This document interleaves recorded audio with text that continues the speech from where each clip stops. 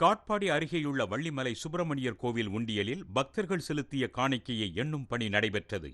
இதில் 24,19,000 ரூபாய் பணம், 21 கிராம் தங்கம், 355 கிராம் வெள்ளி ஆகியவை கிடைத்துள்ளதாக கோவில் நிர்வாகம் தெரிவித்துள்ளது.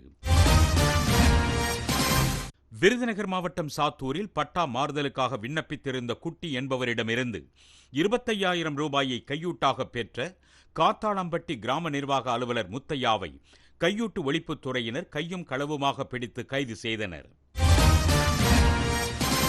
சென்னை காரப்பாக்கத்தை சேர்ந்த ஆழ்கடல் நீச்சல் பயிற்சியாளர் அரவிந்த் தருண் தனது மகள் மற்றும் தங்கையின் மகன் ஆகியோருடன் இலங்கையின் தலைமன்னார் முதல் தமிழகத்தின் அரிச்சல் முனை பகுதி வரை பாக் நீர் சந்தியை 11 மணி 30 நிமிடங்களில் நீந்தி கடந்து சாதனை படைத்தனர்.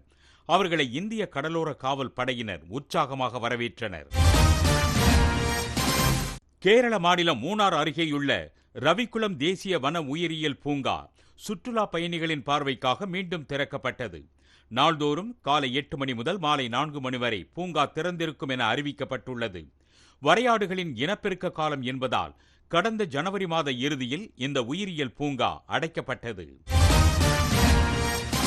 திருவள்ளூர் மாவட்டம் அழிஞ்சுவாக்கம் கிராமத்தில் நெகிழி மற்றும் ரசாயன உற்பத்தி ஆலைகளிலிருந்து வெளியேற்றப்படும் கழிவுகளால் சுற்று வட்டார பகுதி மக்களுக்கு பல்வேறு பாதிப்புகள் ஏற்படுவதாக புகார் எழுந்துள்ளது. இது தொடர்பான புகார்கள் மீது அதிகாரிகள் நடவடிக்கை எடுக்க மறுப்பதாக கூறி அழிஞ்சிவாக்கம் பகுதி மக்கள் தங்களது வீடுகளில் கருப்பு கொடியேற்றி போராட்டம் நடத்தினர்.